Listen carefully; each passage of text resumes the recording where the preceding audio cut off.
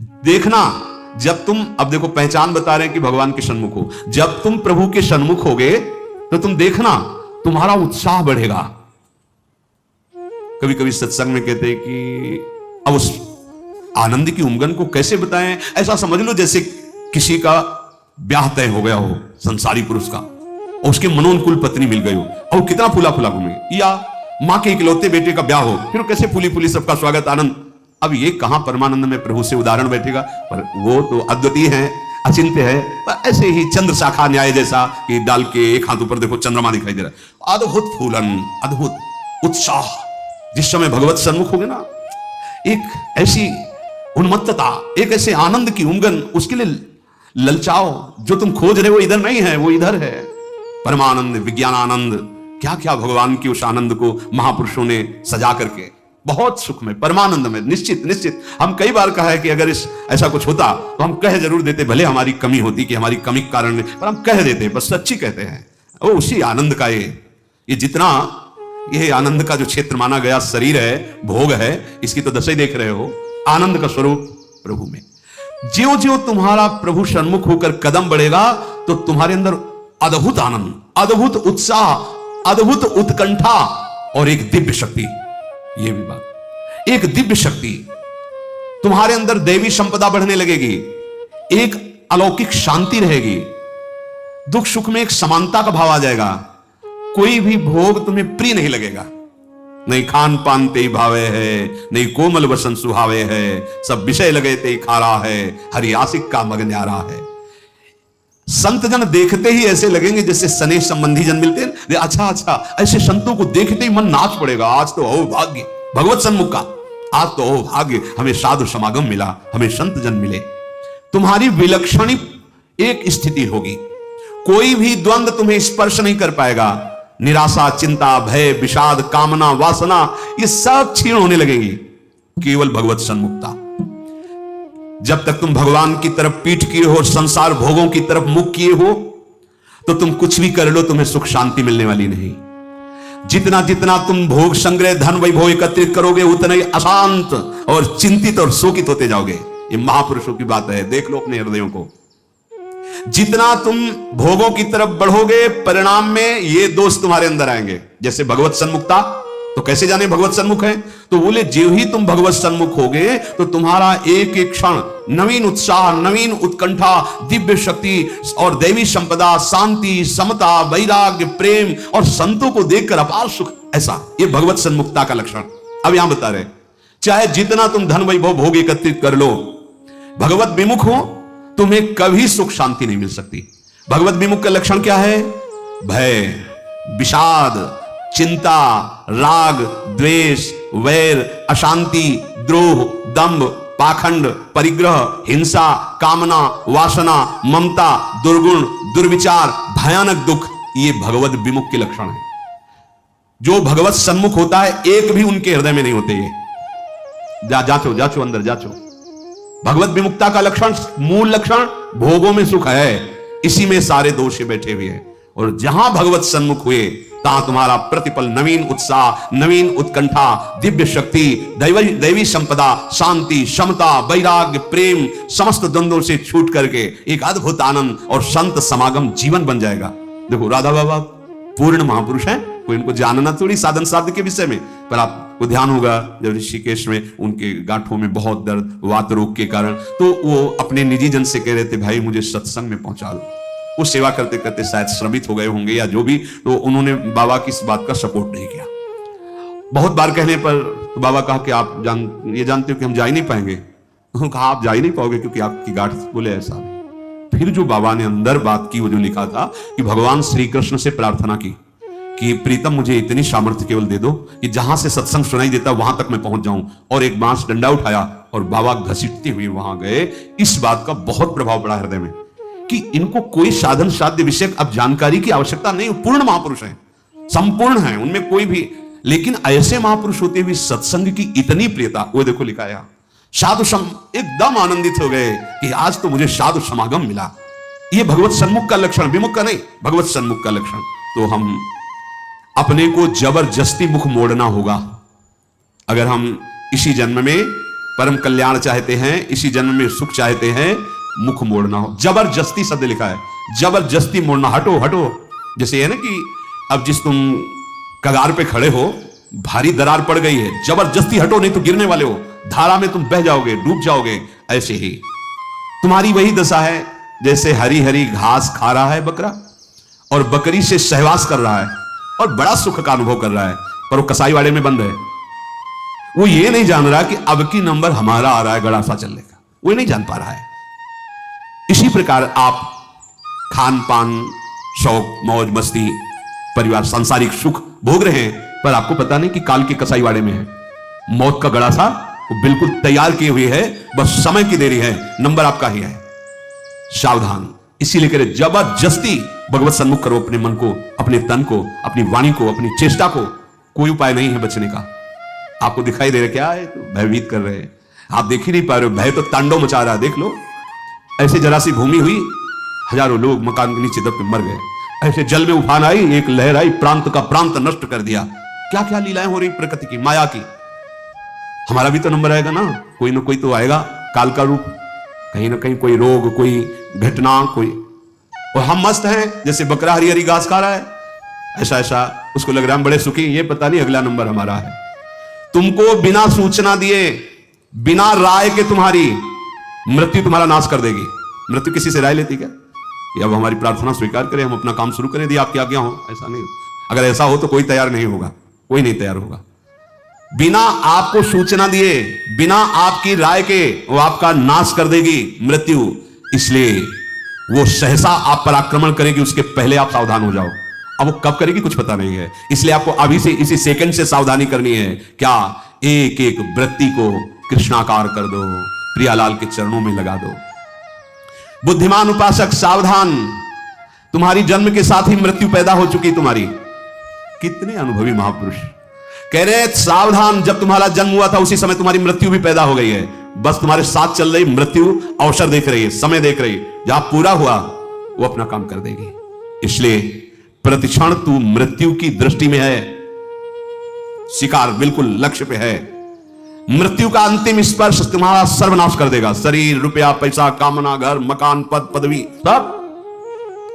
अतः तुम कुछ ऐसा करो जिससे मृत्यु शरीर पर प्रभाव पड़े, आप पर नहीं। आप कर्ता भोक्ता भाव में, इसलिए आप पर प्रभाव पड़ता है। वो क्या है? इस चक्र से सदा छूट जाने के लिए एकमात्र सब ग्रंथ, सब संतों, सब पंथ का निर्णय है सतत भगवत भजन, सतत भगवत चिंतन, प्रभु के आश्रित होकर प्रभु का भजन। एक छोटी सी वस्तु जब भाव में भरकर आप प्रभु को समर्पित करते हैं तो प्रभु से बहुत बड़ी मान लेते हैं। हमारे प्रभु का स्वभाव ऐसा है। पत्रम पुष्पम फलम तोयम ये में भक्ता प्रति। देखो नाशवान वस्तु है ना, अगर एक चुल्लू जल भगवद अर्पण कर दिया, भगवान उतने प्रसन्न हो रहे हैं। एक तुलसी दल ले लिया, एक फूल ले लिया, कोई फल ले लिया, और भगवान भाव में भरकर कहते हैं अशनामी, मैं उसे खा लेता हूं। जैसे फूल सूंघने की वस्तु है, पर भगवान कह मैं पा लेता हूं, पत्ता पा लेता हूं, जल पा लेता हूं, फल पा लेता हूं। पत्रम पुष्पम फलम तोयम ये में भक्त्या, भक्ति भाव से जो भक्त अर्पित कर देता है, भगवान कहते हैं मैं उसे पा लेता हूं, वो शाश्वत हो गई। दो प्रकार की बैंक है, एक मायाकृत बैंक, एक हरि बैंक।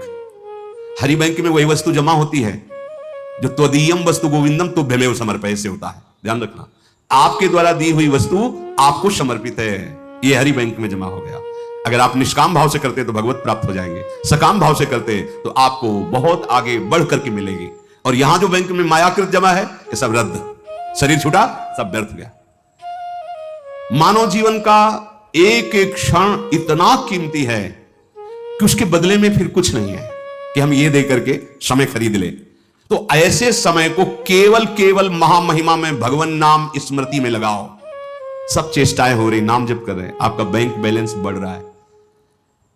एक एक नाम, जैसे कोई भूखा व्यक्ति एक एक कवल पाता है तो तुष्टि पुष्टि क्षुधा निवृत्ति होती जाती है, ऐसे ही एक एक नाम संसार से वैराग्य, अपने स्वरूप का ज्ञान और भगवान के चरणों में प्रेम, ये तीनों होते चले जा रहे हैं। पर जैसे बहुत भूख लगी हो तो दो चार कवल में और भूख बढ़ती नजर आती है, तृप्ति का बोध नहीं होता। आधे पेट होने के बाद फिर स्वाद और तृप्ति का अनुभव होने लगता है, फिर पूरा जब पेट भर जाता है तो कहना क्या है।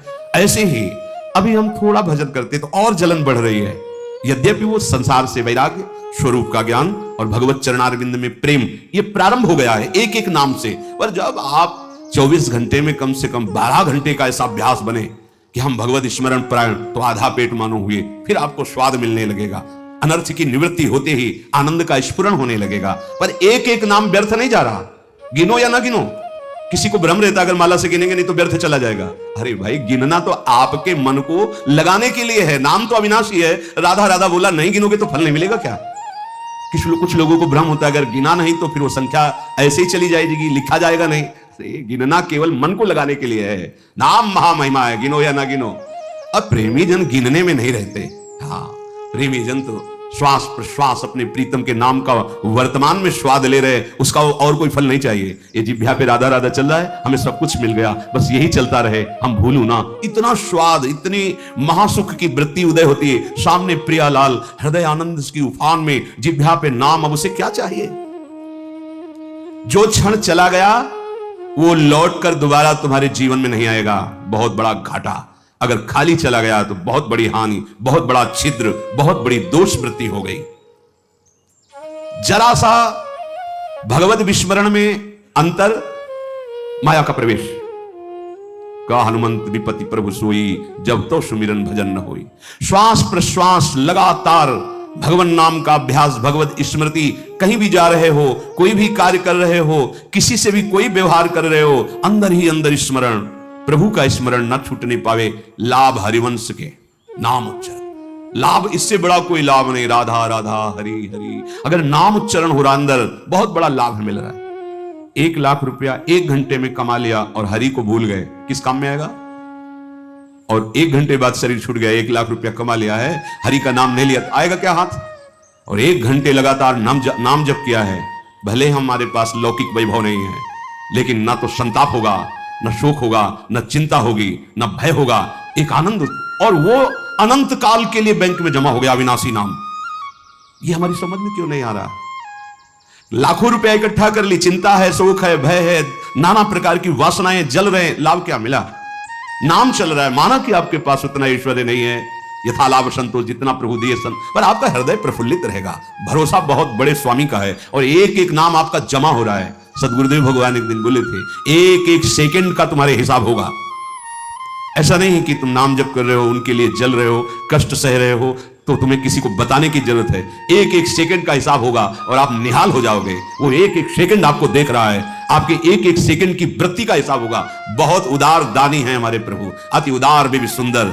ऐसे मालिक के सेवक हो, वो एक एक सेकंड देख रहा है और तुम्हारा हिसाब करेगा। बाहर से नाटक करोगे, भक्ति का दंभ करोगे तो समय लगेगा, दंभ पूर्वक भी भक्ति की व्यर्थ नहीं जाती। झूठा खेले साचा हो, एक दिन ऐसा झटका लगेगा माया का कि अपने आप सच्चाई पे खड़े हो जाओगे। वो बहुत खिलाड़ी है, उससे बड़ा कोई खिलाड़ी नहीं। करो करो दम, करो नाटक। अब वो अपना नाटक विस्तार करेगा और ऐसी जगह खड़ा करेगा जहां कोई नहीं, तब पुकारोगे हे हरि, तो बोलेगा आ जाओ, हम तो पहले ही बांह फैलाए बैठे थे, पहले ही तुम तो हमें केवल निमित्त बनाकर भोगों के लिए तुम चल रहे थे, लेकिन अब असलियत में पुकारा, आओ हम तुम्हारे स्वागत के लिए खड़े हैं। झूठा खेले, ये खेल ऐसा है, झूठा खेले साचा होए। अगर झूठ से भी कोई भक्ति करने लगे तो सच्चाई में भगवान उससे भक्त बना देते हैं। हाँ, जो कोई भक्ति करे कपट से, उसको भी अपनाऊं, साम दाम और दंड भेद से सीधे रास्ते लाऊं। साम दाम दंड भेद सीधे रास्ते लाऊं, नकली से बनाऊं असली। यही मेरे मन में छड़ी भगत मेरे मुकुटमणि, मैं हूं भक्तन को दास भगत में। आह, कितने कृपालु स्वामी है। एक राजा का सरोवर था बहुत बड़ा, तो उसमें वो अपने मन आह्लाद के लिए रंग बिरंगी मछलियां पाले हुए थे। कभी कभी कोई मछुआरा, तो उन्होंने आदेश कर दिया इस सरोवर से जो मछली पकड़ेगा उसे मृत्यु दंड दिया जाएगा। अब तो कोई जाते नहीं, बहुत मछलियां रंग बिरंगी। एक मछुआरा परिवार बड़ा भूखा था और कई दिनों से भी मुझसे मिला नहीं था शिकार। तो उसने देखा यहां कोई रखवाले तो रहते नहीं है, मृत्यु दंड का आदेश है, हम जल्दी से लिया भाग जाएंगे। और ढेर सारी मछलियां बड़ी बड़ी, वो गया जाल फैलाया, मछली समेट ही रहा था कि राजसवारी दूर से घोड़ों की टाप धूल। अरे तो अब क्या करें, भागते हैं तो दिखाई देंगे, बंदी बना लिए जाएंगे क्योंकि वो घोड़े में है। उसको लगा कि साधु बन जाना अच्छा है, बहुत बढ़िया उपाय है। फौरन कपड़ा सा उतारे और रजली पूरे शरीर में पोतली, और वो तो साधु का बैठ गए, जाल उसी जल में छोड़ दिया, ऐसे छुपा दिया, शांत से बैठ। वो राजा निकल रहे थे तो देखा सरोवर पर कोई परमहंस बैठे, बोले हो भाग्य। दूर ही अपने सब राजशोभा को रोक दिया, सैनिकों को रोक दिया, नंगे पैर पाग उतार करके आए, साष्टांग दंडवत की। धीरे से हल्की आंख खोल, वो तो भयभीत है कि मृत्यु दंड मिलता, रत्न आदि सामने रखकर, पर वो आंख खोला नहीं तो उसने समझा महाराज ध्यान में, विक्षेप नहीं पहुंचाना चाहिए, चुपचाप चला गया। जब घोड़ों की टाप दूर ऐसे जाते हुए वो चले गए तो आंख खोला तो देखा रत्न आदि हीरे आदि।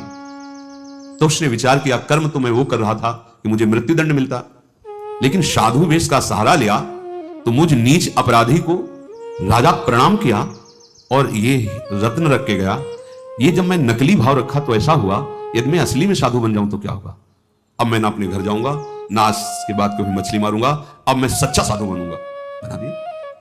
जो कोई भक्ति करे कपट से उसको भी अपनाओ, पर काहे को समय बर्बाद करोगे? आपको भगवान ने सत्संग दिया है तो आप सच्चे मार्ग के पथिक बनो। श्वास प्रश्वास तुम्हारी खाली न जाने पावे। जब तक तुम्हारा मुख भोगों की ओर है, मुख का तात्पर्य अंदर से है, अंतर ही अंतर, तुम सब साधन कर रहे हो लेकिन तुम्हारी विश्राम स्थिति मन मानता है भोग में। क्या खाने को मिलेगा? हाँ हर्षित हो गए। क्या भोगने को मिलेगा? हर्षित हो गए। मतलब आप अभी भोगों के सन्मुख हैं। अंतर की बात देखना।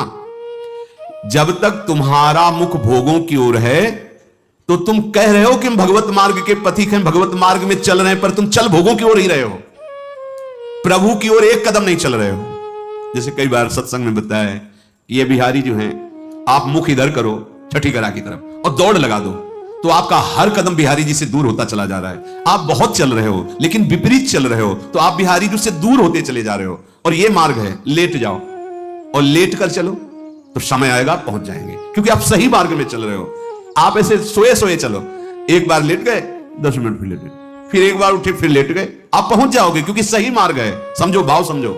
यदि आप भगवत सन्मुख हैं तो आपकी चाल धीमी होगी तो भगवान मिल जाएंगे, और आप भगवत विमुख हैं, भोगों के सन्मुख हैं तो दौड़ लगा लो, हर कदम आपका प्रभु से दूर होता चला जाएगा, आपको दूर करता चला जाएगा। यही भेद उपासक नहीं समझ पाता और पूरा जीवन लगा देता है। बहुत ध्यान देने का विषय कि आप समझते हैं परमार्थ के पथिक अपने को और चाल है भोगों की तरफ, तो हर कदम आपको प्रभु से दूर करता गया और आप कह रहे 50 वर्ष से मैं चल रहा हूं लेकिन मंजिल नहीं मिली, क्योंकि मंजिल की तरफ आपका मुख ही नहीं था।